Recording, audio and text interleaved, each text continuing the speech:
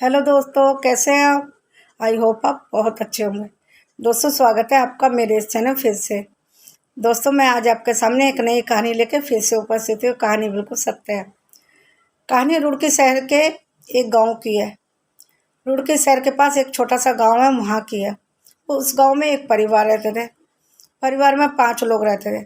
5 लोगों में mummy papa, बेटी दीप्ति और 2 भाई, राम और श्याम। ये अपनी ज़िंदगी बहुत ही अच्छे से गुजार रहे थे। उसके जो पापा थे बहुत अच्छी जॉब करते थे और माँ हाउसवाइफ थी। तीनों बच्चों को बहुत अच्छे से देख रेख करती और उनका पालन कर रही थी। तीनों स्कूल चले जाते और माँ सारे दिन घर के काम में व्यस्त रहती।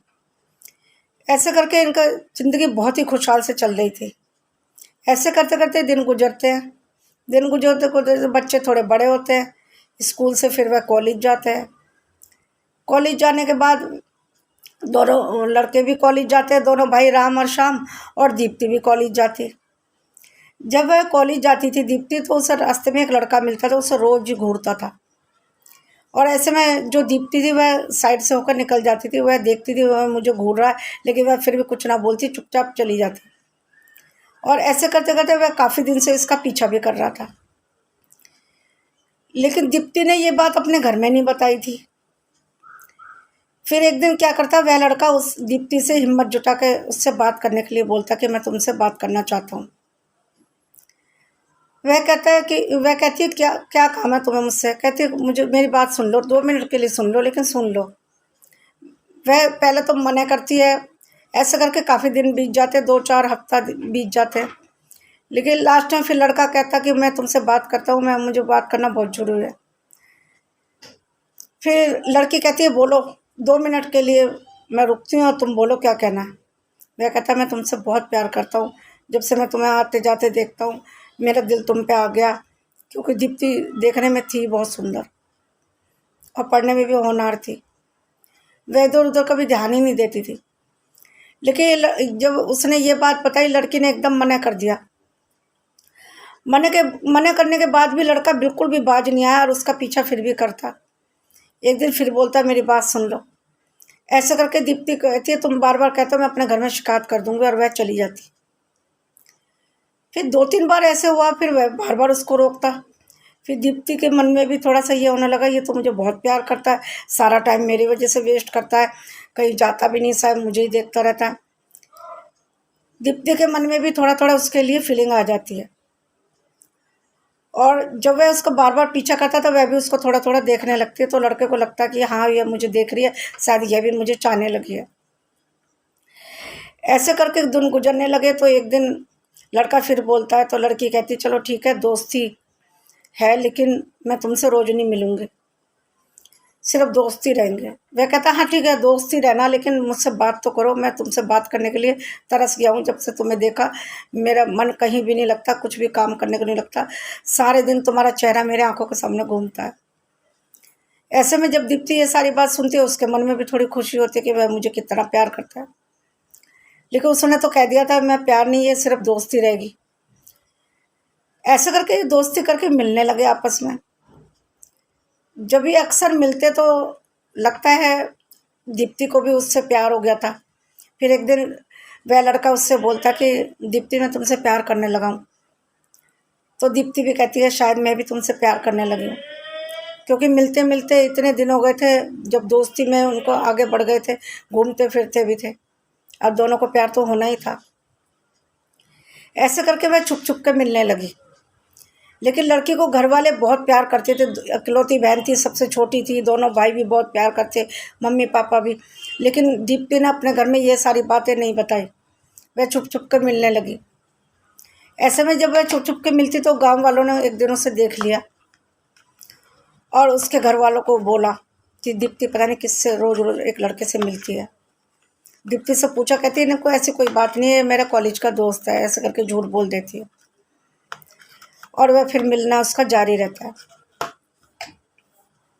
और मिलते मिलते जब काफ़ी दिन बीत जाता है, तो लड़की कहती है कि हम दोनों तो एक दूसरे से प्यार करने लगे, लेकिन एक बात बताऊं तुम्हें, मेरे मम्मी पापा कभी भी तुमसे शादी करने के लिए राजी नहीं होंगे, क्योंकि उन्होंने तो बहुत सपने देखे हुए मेरे लिए, बहुत अच्छा लड़का ढूंढेंगे, बहुत पढ़ा लिखा ढूंढेंगे, और तुम तो छोटी सी जॉब करते हो। तो ऐसे करके लड़की कहती है, तो लड़का कहता है वो जो तुम्हारे मम्मी पापा नहीं मानेंगे तो मैं तुम्हें भगा के ले जाऊंगा। तो लड़की कहती है मैं तो भाग के तो नहीं जाऊंगी, लेकिन मम्मी पापा से पूछ लूंगी, वो वह शायद मान जाए। लेकिन एक दिन क्या होता है, वह अपने घर में सोचती है कि मैं बात करके देखूंगी। जब लड़का बहुत जिद करता है कि मैं शादी तो तुमसे ही करूंगा, किसी और से नहीं करूंगा, वरना सारी जिंदगी ऐसी रहूंगा। लड़की फिर अपने घर में बात करती है तो घर वाले बिल्कुल मना कर देते हैं और उसका कहीं आना जाना भी बंद कर देते हैं। क्योंकि बहुत मना करने के बाद भी दीप्ति नहीं मानी थी। बहुत प्यार करते थे उसको, लेकिन फिर भी प्यार से समझाया, मारते तो नहीं थे लेकिन प्यार से समझाया, लेकिन दीप्ति बिल्कुल भी नहीं मानी, उससे मिलती थी बाद में, और गाँव वाले बार बार शिकायत करते। ऐसे करके जब दीप्ति ने देखा मुझे तो अब बाहर भी नहीं जाने देते, तो एक दिन दीप्ति क्या करती है, उसको फ़ोन करती है। फ़ोन करके कहती है मम्मी पापा तो मुझे अब बाहर नहीं आने दे रहे, मैं कैसे मिलूंगी। तो वह लड़का कहता तुम सिर्फ मेरे से एक बार आके मिलो, मैं तुमसे बताता हूँ सारी बात। फिर लड़की क्या करती है, किसी तरह बहाना बना के, जब घर में कोई नहीं होता तो बहाने से वह बाहर जाती है और उस लड़के से मिलती है। लड़का कहता है मैं तुम्हारे बिना बिल्कुल नहीं रह सकता, मैं मर जाऊंगा तुम्हारे बिना, एक काम करते हैं हम भाग चलते हैं। लड़की कहती है ऐसे कैसे होगा, मेरे मम्मी पापा की बहुत बदनामी होगी। लड़का कहता मुझे कुछ नहीं पता, मैं तुम्हारे बिना नहीं रह सकता वरना मैं मर जाऊंगा। लड़की कहती है ये तो मुझे बहुत प्यार करता है, शायद कुछ करना बैठे। लड़की कहती है ठीक है हम भाग जाते हैं। लड़की चुपके से उसके साथ भाग जाती है। भागने के बाद वह दूसरे शहर में उसको ले जाता है। ले जाके वह एक होटल में रखता है उसको, और उसको काफ़ी दिन तक अपने, 1 हफ्ते 10 दिन तक अपने साथ ही रखता है। और वह ऐसे रहते जैसे उनकी शादी हुई। उन्होंने होटल में भी यही बताया था कि हम पति पत्नी हैं। ऐसे करके हफ्ता हो जाने के बाद क्या होता है, लड़के का रवैया थोड़ा लड़की की तरफ बदल जाता है। लड़की सोचती है कि मैं तो इसके संग इतना दिन रह ली, हफ्ता 10 दिन हो गया, अब ये थोड़ा थोड़ा चेंज हो गया, मुझसे रूडली व्यवहार क्यों कर रहा है। ऐसे करके उसके पास एक आध लड़के आने लगे। जब वह लड़के आते तो वह लड़की कहती, इस दीप्ति कहती तुम इनको क्यों बुलाते हो, अच्छा लगता है हम दोनों पर्सनल अपना रहते हैं और तुम इसको बुला तो कहते क्या हुआ, ये तो मेरे दोस्त ही हैं। कहते वहाँ पे तो तुम्हारा कोई दोस्त नहीं, यहाँ पे अचानक से कैसे दोस्त आ गए, एक के बाद एक दोस्त आया जा रहा। ऐसे करके उन दोनों में बहुत बहस होती है।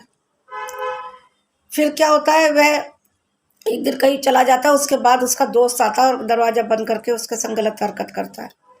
वो उसको फ़ोन करती है, वह उसका फ़ोन नहीं उठाता।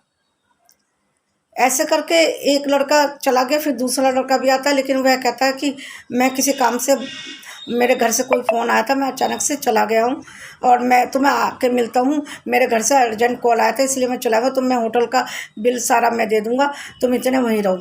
कहता तुम्हारा दोस्त आया था। कहता कोई बात नहीं, तुम उसको बात मत करना। लेकिन ये नहीं पता था उसी लड़के ने इनको सबको फिट किया हुआ था। और ऐसे करके के कई लड़के आने लगे और उसको किसी बहाने से कहते हैं चलो तुम्हें उसने बुलाया वहाँ पे, वह अपने मम्मी पापा घर से वापस आ गया।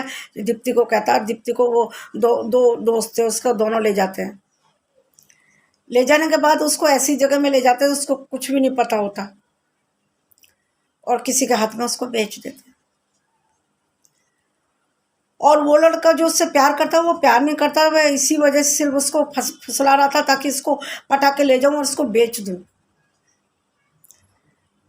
दोस्तों मेरा ये कहानी सुनाने का मकसद सिर्फ ये है, लड़का कितनी जबरदस्त उससे कहता था मैं तुमसे प्यार करता हूँ, रोज रास्ते में खड़ा रहता, उसको मन को पिघला पिघला दिया कि मैं तुमसे प्यार करता हूँ, मैं मर जाऊंगा, ये करूंगा वो करूंगा।